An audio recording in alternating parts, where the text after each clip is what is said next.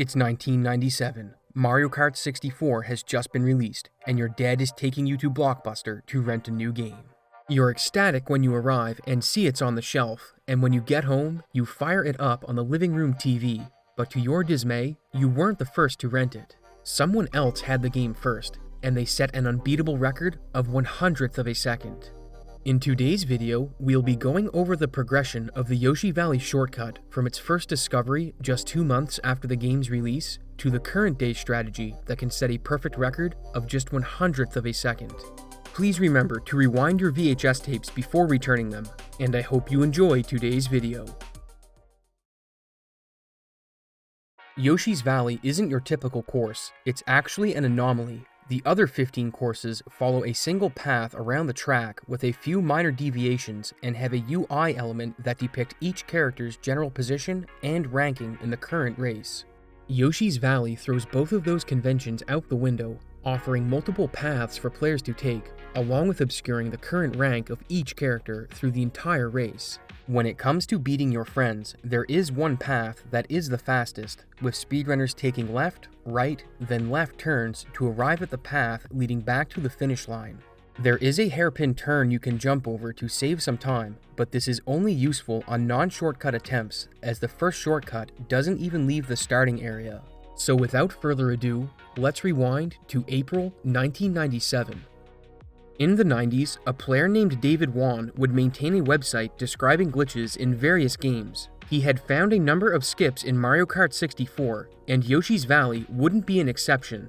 One thing you might notice about the track is that the leftmost path is adjacent to the starting line, and Wan had the idea to try and jump the gap for a quick shortcut. The finish line is elevated over the rest of the track, so this jump did look possible, but after a couple of attempts, Wan realized it wasn't going to be easy. You need to time it so you shroom and jump just as you approach the edge of the slope, otherwise you'll crash into the fence, which is impossible to get over with a normal jump. But Wan was undeterred, and he kept trying. After a few failed attempts, something very bizarre happened. He landed at the bottom of the valley, and when Lackey 2 reset him, he was in front of the finish line, except he was credited for a full lap. He wasn't sure what happened, but after a few more hours of testing, he was able to recreate it. All he knew was that you had to jump from in front of the finish line and aim for a certain part of the wall, and with a little luck, you'd get placed down and be given credit for a full lap. Back in the 90s, nobody knew why this worked, but it's now 2023, and we have a better understanding of how laps work. Get your scuba gear on, because it's time for a deep dive. Every track in the game is divided into sections that are roughly 1,000 units in length, with each having a unique path marker, and when you cross from one section to the next, the game updates your marker. To get credit for a lap, you need to drive at least 20 path markers before the game will allow it to be counted, and then cross from behind the finish line to the front of it. There are a few other checks, but we'll cover those later, as they aren't relevant for understanding this skip. In this shortcut, you're getting to the path marker on the other side of the canyon, which is a marker greater than 20. You are then pushed left from hitting the wall, which gets you behind the finish line. When Lackey 2 places you back down, you're now in front of the line, which means you satisfied the conditions for a lap completion. The path marker feature is what the majority of shortcuts are exploiting, and it's incredible that back in the 90s, before this was understood, so many shortcuts were being found that took advantage of it. So what does this mean for Yoshi's Valley? When Wan first discovered this, he completed a lap time of 9.3 seconds and sent an email to the early community describing how to do the shortcut, as this was well before video was easy to attach over the internet.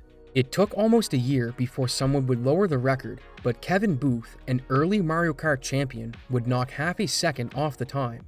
The 3-lap would adopt this strategy for every lap, and there's not much to say about it other than it was grinded to frame-perfect optimization over 25 years, with the record currently being shared by 3 players. For the fast lap, runners would grind out lower times, but in 1999, a new setup would be discovered. Instead of jumping off the hill at the beginning, players would drive the entire way around the track and stop as they came back to the starting area. Once here, they would line up for a jump where they didn't have to get over the fence, but instead went behind it. They would drive off the edge on a specific line, and on the way to the bottom cross the finish line to complete the lap. which happens because the finish line doesn't just exist between the posts, it extends in both directions for a very large distance. The reason you don't complete laps when driving through tracks that cross the line multiple times like on Wario Stadium is due to the finish line not being active if you're more than 1,000 units away from it. With this new method, the first lap is satisfied before you hit the ground. Lakitu then comes to pick you up, and due to a special interaction with the out-of-bounds floor, the game sets your path marker to 0. The reason this happens is because the out-of-bounds floor sits in the FF section of memory, so the game reads it as 0 for purposes of assigning a section number, which coincidentally it interprets as being greater than 20. Lakitu then sets you down behind the finish line, which means all that's left to do is finish the race, since this version doesn't grant an instant lap, so players will hit all of their shrooms and take a direct line across the grass, since this is the shortest distance to the finish line. To demonstrate how much time is lost to falling and getting picked up in the first method, here's a direct comparison. Completing the lap on the fall to the bottom saves enough time that even having to drive a short distance is more efficient than waiting to be placed for an instant lap. Alex Penev would set a time of 7:52 that stood for 3 years before Myles Buckram would tie it, then lower it, with the two battling for the record until October 1st, 2004, when Myles would go on an absolute tear and set 3 records in a single day, arriving at a 7:40 flat.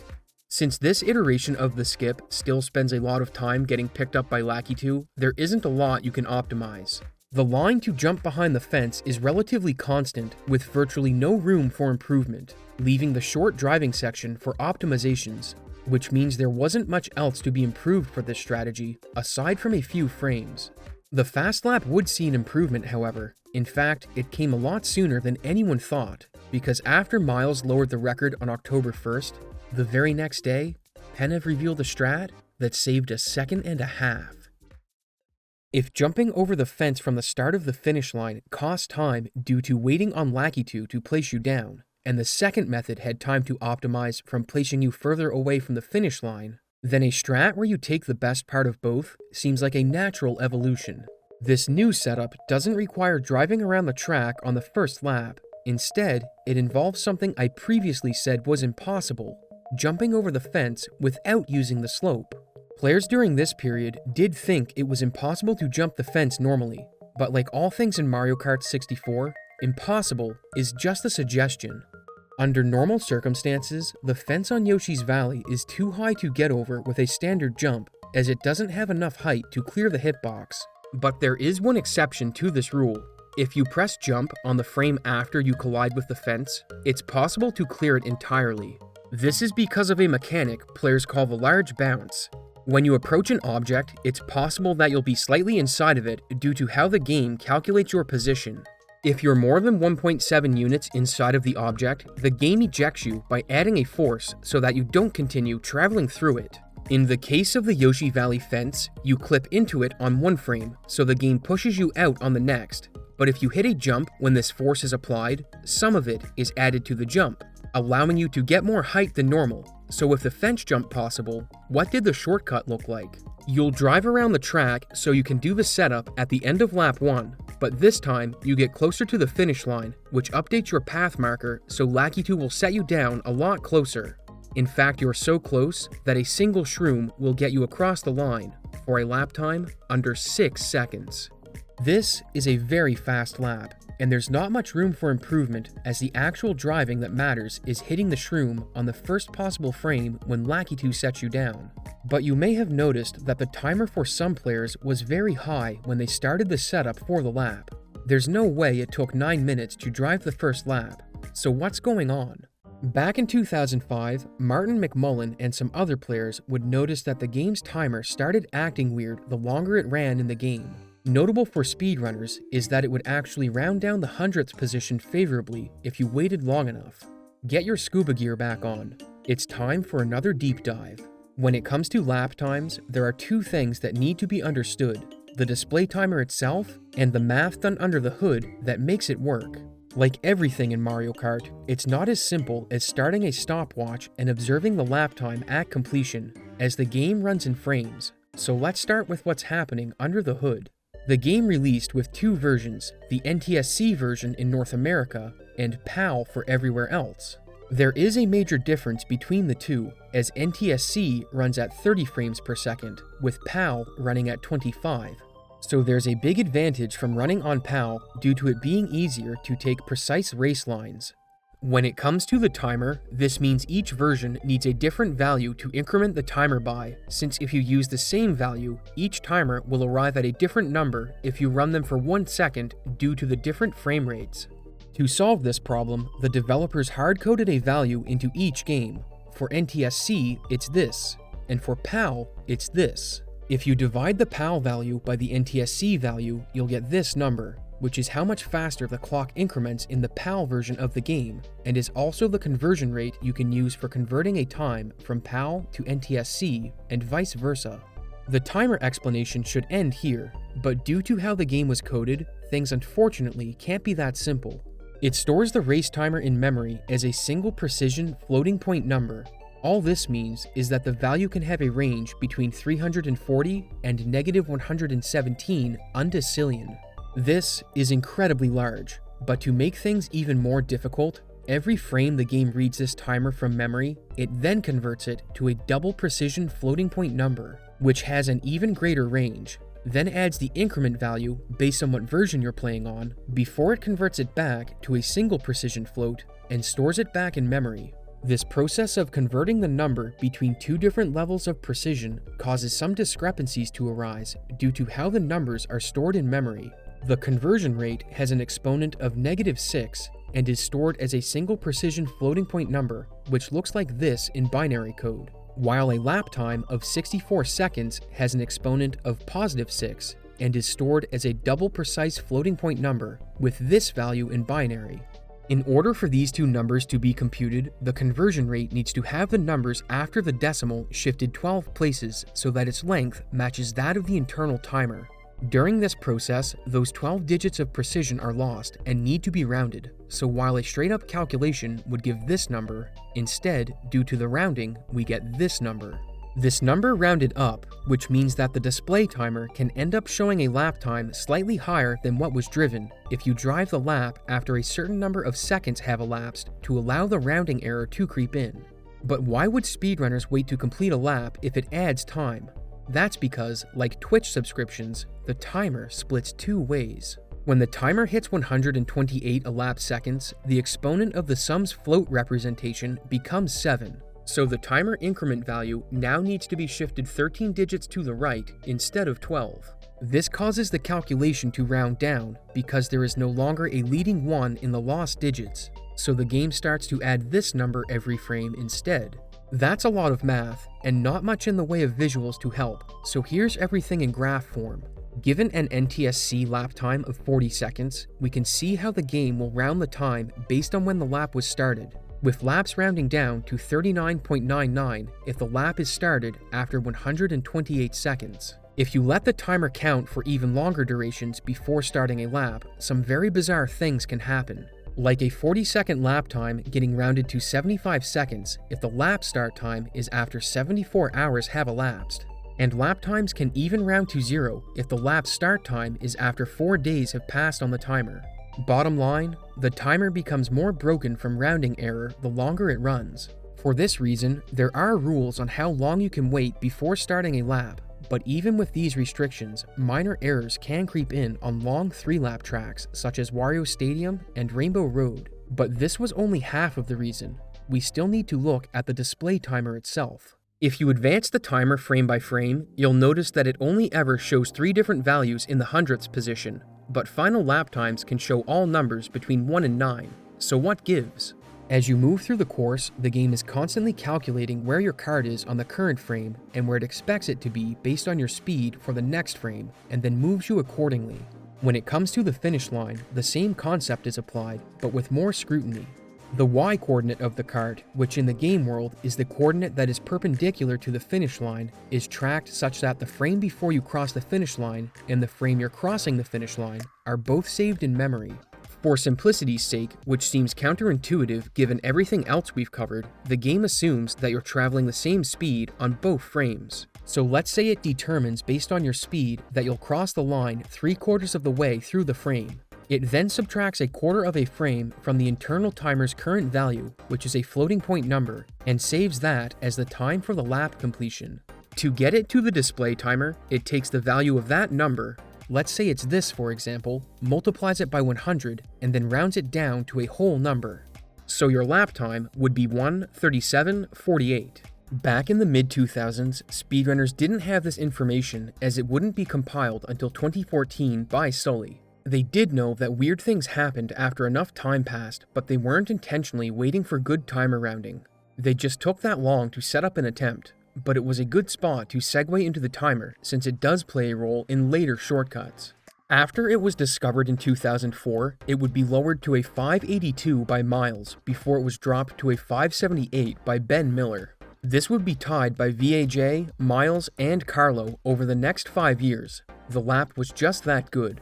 The room for improvement was incredibly small. A task was created for the fast lap, with the time being a 575, so players assumed this was the limit, and through the next 11 years, a fair number of runners would tie the task. But a time save of a single hundredth of a second was possible. Players had been holding A from a dead start on the previous attempts, but there was a technique where you triple tap the A button by holding and releasing it for the first 4 frames, then holding it on the 5th to gain more speed than a straight hold. The task in the early 2010s wasn't that precise, so a 575 was assumed to be the limit, but with a triple tap, you could get a time of 574, and that's just what Abney did on August 25th, 2021. Alec would tie this time just a week later, with the two appearing to be co-record holders for the rest of eternity. Yoshi's Valley, for all intents and purposes, was perfected. It looked like 574 was the absolute maximum for this track, but 2 months later, 464 dropped a task showing a new lap skip.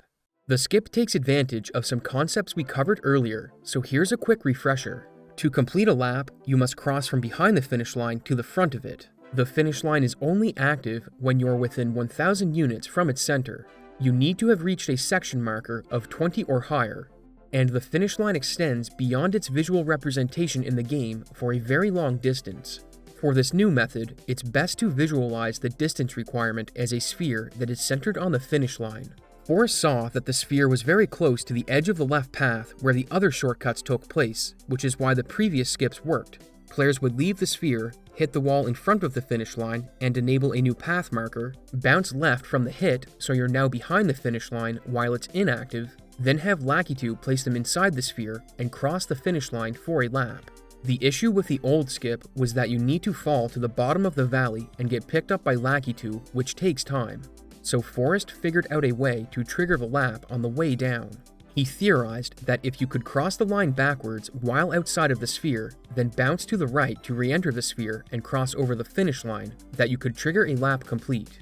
But there was one issue: hitting the wall always sent you to the left, so getting sent right didn't appear to be possible. However, there was one piece of wall that did send you to the right when you crash into it, but it was almost entirely in front of the finish line, so you wouldn't be able to satisfy the requirement of being behind the finish line while outside of the sphere. Luckily, Forrest also discovered that this right bouncing piece of wall had a section near the top that was located behind the finish line, but this posed its own problems. The part of this polygon you need to hit is barely behind the finish line, so after you hit it, there's a good chance you cross the finish line before entering the sphere. As you move up the wall, the right bounce section gets a little bit wider, which does allow you to exit the sphere behind the line and get pushed back into the sphere to cross the line. But this spot is very close to the top of the wall, and getting the required amount of height and speed to cover the distance by jumping the fence wasn't possible. All hope wasn't lost, however. Weatherton had proved that it was possible to do this shortcut in 150cc with the speed boost from a star combined with a mushroom. This is the top speed that can be achieved in the game, which isn't possible in time trials since you don't have access to stars, and time trials are driven in the 100cc setting. But Weatherton didn't do an ordinary large bounce in this task. He modified it in a big way. If you shroom the frame before getting the effects from a large bounce, you'll supercharge the jump that results. This not only gets you more height, but more speed as well, resulting in enough distance that a star may not have been a requirement for the new skip. So the shroom-infused large bounce that Weatherton cooked up did have potential in time trials. Forrest decided to investigate if the height from a supercharged large bounce would be enough, and it was indeed possible to clear the gap with enough height to hit the sweet spot on the right bouncing polygon. This proved it was possible with TAS, but would it be possible for a human? If we look at the precision required, when Forrest crossed the finish line after bouncing, he was only 999.9978 units from the center of the sphere. If the wall was 0.003 more of a unit away, this trick wouldn't be possible, even for TAS. Due to the level of precision required and literally only having 0.003 of a unit for a margin of error, this shortcut was likely going to be TAS only. So it was a big surprise when later the same month, SoftSyrup would hit the lap and break the two-way tie between Abney and Alec. Forrest realized that you could increase your distance outside of the 1,000 unit sphere if you took more of a left angle when hitting the fence. This gave you more height and allowed for humans to hit the skip. The requirements were still very precise, but much more attainable than first thought. The TAS was a 2:13, and SoftSyrup's record was a 4:17. Over a second and a half faster than the last record, but with lots of room to improve. VAJ would lower the time later the same day, and what would a Mario Kart 64 video be without a VAJ reaction? Yes! We got it! We got it! We got it! We got it! We got it! We got it! World record! Despite these records happening on the same day, this wasn't a shortcut that was easy to hit, and it would take several days before Abney would hit it himself, dropping the record by another 0.2 of a second. There are two things worth noting about the first three records using this method. They were all driven on PAL to make the execution a bit easier. So the times I cited were converted to NTSC to keep things in line with the rest of the video. They were also driven on the first lap, which meant a lap 2 setup would save some time, since you could cut out having to leave from the start line and get closer to the fence. Abney wrote in the description of his record that other runners were already going for lap 2 setups, so his record was likely to be beaten. And later that same day, Alec would swoop in with a 2:82 time. That would be the end of records on this track for a while. Grinding lap 2 attempts is quite exhausting, especially when the success rate is very low, and it wouldn't see a new improvement until December of that year. Abney would put in 2 solid weeks of attempts starting in December, and his efforts would finally be rewarded on the 13th with a 2:75. Oh, come on. Yes! Yes! Oh my god, I did it! Just 0.7 faster than Alec's record. Under normal circumstances, this likely would have started a war, but the difficulty of the skip, combined with the setup time, held back a rivalry that likely would have exploded, given that there was still over half a second left to optimize. Those theoretical rivalries will be explored by other Abyssofts in the multiverse, because in our timeline, Forrest released another skip.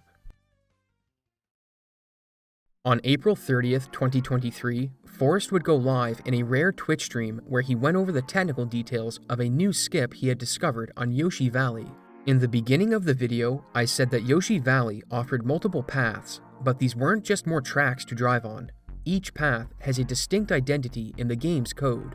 There are a total of 4 paths the game recognizes, and due to programming reasons, they're counted starting at 0. 0 is the default path that the game assigns you at the start of the race, with a new one being assigned if you select a different path when you enter the course proper. The interesting thing about the different paths is that for whatever reason, they all have unique points for where the finish line is centered. Rather than all being on the same spot, their centers on the finish line are slightly deviated, which changes the 1,000 unit distance check for each of them. In particular, the sphere for path 3 is centered 5 units to the right.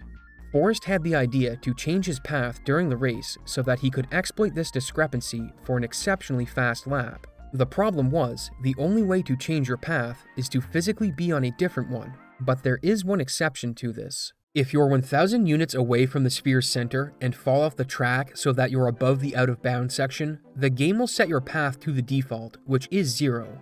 This means that your finish line sphere will change and shift to the left a few units, which also moves it down slightly. So why is this significant? If you set your path to 3, then go to the wall where speedrunners perform shortcuts, your finish line sphere is for path 3, but it won't be active. With a very precise setup that involves getting your cart into the correct angle, you can shroom in reverse off the track. You'll fall into the sphere so the finish line gets activated, then fall outside of it. And this is where things get very interesting. The first frame you're outside of the path 3 sphere, the game does the check to see if you're 1000 units away, and it determines correctly that you are indeed out of range, but then it does another check before the frame is over. Because you're now outside of the sphere and over the out of bounds section, it sets your path to 0, which is the default. This causes the finish line sphere to shift to the left due to the paths not being aligned properly, but it's already checked to see if you were outside of the sphere and won't check again until the next frame. So while we're inside of a new sphere, as far as the game is concerned, we're not close enough for the finish line to be active. On the next frame, it checks to see if you're inside of the sphere, and since we are, it sets the finish line active again, which means we've just satisfied every condition for finishing a lap inside of a single frame. That was a lot of info, so let's recap. You enter the sphere for path 3 by boosting in reverse and have it set to active. You leave the path 3 sphere and the game performs the 1000 unit check, so it sets the finish line to inactive. You're now over the out of bounds zone, so it sets your sphere to path 0, but due to the order of operations, it won't check again until the next frame. It performs the activation check for the finish line, and since everything else has been satisfied, you're given credit for a full lap. The reason you shroom when you fall is to get your speed correct so the lap time is calculated favorably when the y-coordinate calculation is performed when crossing the finish line. While you're falling, you also need to press B at certain times to reverse so that the position requirements of crossing the finish line from back to front are met. There's also an extensive setup involved to get your angle correct, but there's not much to say about it other than it takes a few minutes and is quite difficult. So how fast of a lap can this get? Forrest would complete the setup in real time after a thorough explanation and achieved a lap time of 0.02 seconds, with Abney achieving the same result the next day, but this still left a single hundredth of a second on the table. For a perfect lap, there were 2 additional requirements. While falling, you would need to press B for a single frame, let go of it for a frame, then press it again for a frame, with this button sequence needing to be pressed at a specific spot on your fall to the bottom. This was done to optimize how much time to subtract from your lap based on your speed when crossing the line, but this wasn't the only thing at play. Doing all of this would get you a time of 0.19, but as we know, the timer gets broken the longer you wait to do a lap, and with some luck, you can get the timer to round that down to a 0.01 about 10% of the time. Forrest would fire up stream on May 3rd with the goal of hitting a perfect lap. He'd come this far with researching all of the new developments and wasn't going to let anything stop him. It took 4 attempts before he had a successful hit, and it was only a 0.02, so he kept trying. Each attempt takes about 5 minutes to set up, so this isn't a trick you can easily grind out. Patience is a big part of it, and with his 5th attempt, he was rewarded with another 02. 6th attempt, another 02. Was he getting bad rounding? Or was he pressing the buttons on the wrong frames? Another 5 minutes, another failed attempt. His 8th attempt, and another miss. Was the perfect lap even possible?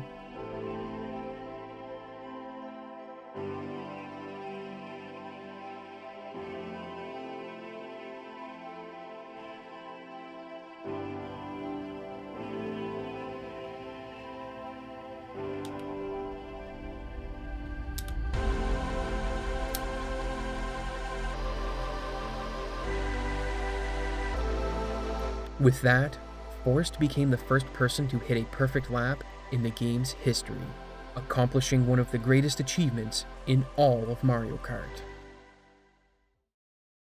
Over the next month, Abney, Alec, Jonesy, and Martin would all tie the perfect record, and I think Abney said something interesting when he achieved his perfect lap. Yo! Haha! There it is. The 01. It's done. Stop playing this forever now. I can stop playing this forever now. A single track that can't be improved. It's sad in a way. It has nothing left to offer players. Record perfection is where this story ends, but it's not the only track Forrest found a perfect strategy for. In fact, May and June would see 2 more tracks get perfected. But those are stories for another time. If you enjoyed the content, consider supporting me on Patreon. Thanks for watching, and don't forget to rewind your VHS tapes before returning them.